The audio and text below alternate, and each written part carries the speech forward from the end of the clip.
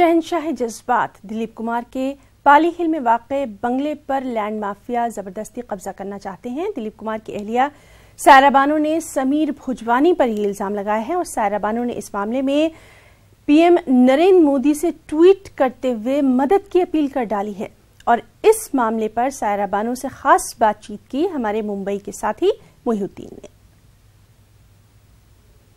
शहंशाह जज्बात दिलीप कुमार की अहलिया और अपने ज़माने की मशहूर मारूफ अदाकारा सायरा बानो ने वज़ीर आज़म नरेंद्र मोदी को ट्वीट करते हुए शिकायत की है कि उनकी प्रॉपर्टी के मुतालिक जो है वो उन्हें एक किस्म की धमकी दी जा रही है और उन्हें परेशान किया जा रहा है। चलिए हम बात करते हैं सायरा बानो जी से कि पूरा मामला क्या है और आपने ट्वीट किया है उसका मकसद क्या है।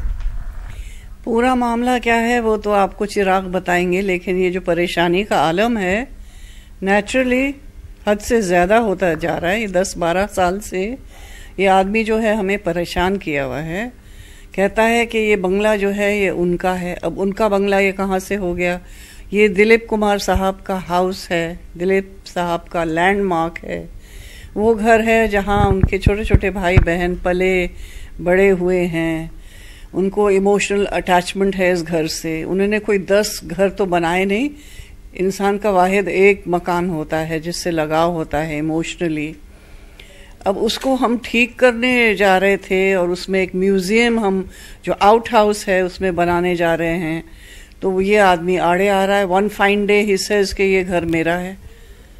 अब ये कैसे हुआ भाई? ये लैंडमार्क दुनिया जानती है कि 1953 में दिलीप साहब ने ये परचेज किया था।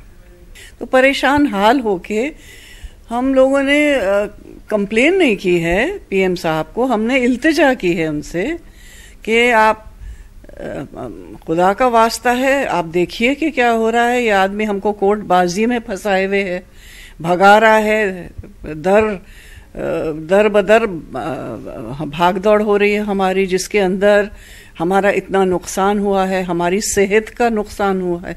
इस आदमी की परेशानी की वजह से दिलीप साहब की जो तबीयत खराब है वो और भी बिगड़ती जा रही है और भी खराब होती जा रही है, और वो इस बात का एडवांटेज ले रहा है। तो और सब लोगों को देख के ये बातें महसूस करके कुछ एक्शन लेना चाहिए कि नहीं लेना चाहिए।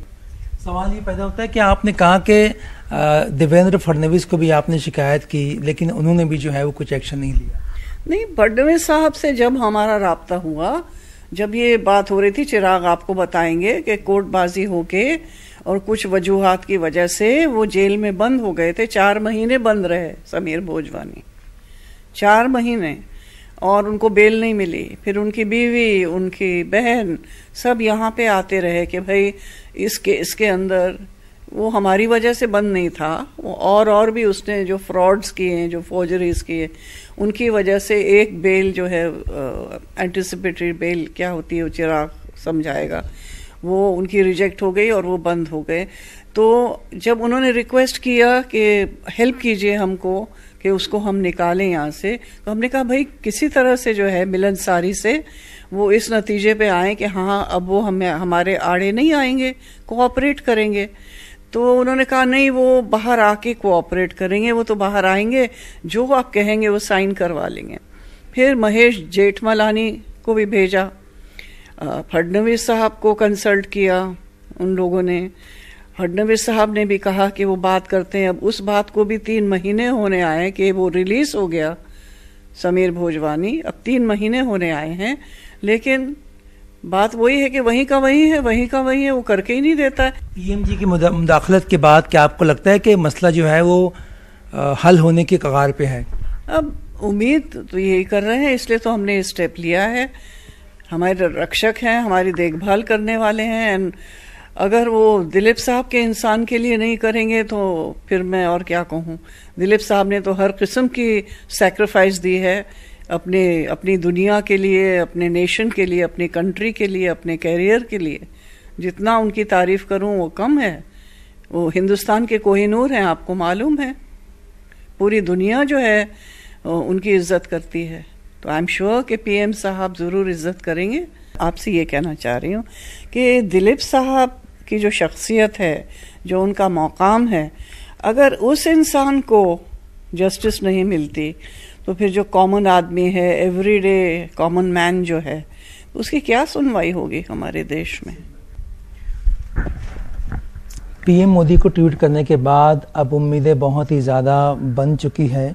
सायरा बानो जी का कहना है कि अगर इस मुल्क में दिलीप कुमार साहब के साथ इस तरह का हो सकता है तो आम आदमी के साथ क्या हालत होती होगी। कैमरा पर्सन विलास चिपड़े के साथ मोहिउद्दीन, न्यूज़ 18 मुंबई। तो हमने देखा कि सायरा बानो जी ने साफ कहा कि उन्होंने पीएम नरेंद्र मोदी से कोई कंप्लेंट नहीं की है, शिकायत नहीं की है, बल्कि दरख्वास्त की है, इल्तिजा की है।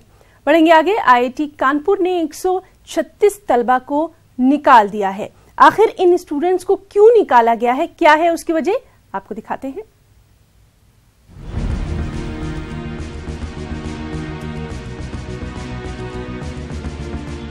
इंजीनियरिंग की पढ़ाई करने वाले हर स्टूडेंट के लिए ख्वाब है, पढ़ाई के मामले में जिसका कोई तोड़ नहीं है।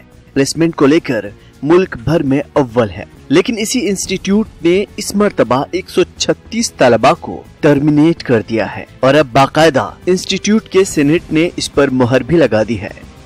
बात जब इंडियन इंस्टीट्यूट ऑफ टेक्नोलॉजी की होती है तो एक ऐसे संस्थान की तस्वीर उभर करके सामने आती है जहां पर देश के सर्वश्रेष्ठ छात्रों को तकनीकी शिक्षा दी जाती है। आईआईटी कानपुर में 136 छात्रों को टर्मिनेट किया गया है। ये वो छात्र हैं जो सही से परफॉर्मेंस नहीं दे पा रहे थे, लगातार फेल होते आ रहे थे। ऐसे 150 छात्रों की फाइल सीनेट के सामने रखी गई और सीनेट ने 136 छात्रों को टर्मिनेट कर दिया।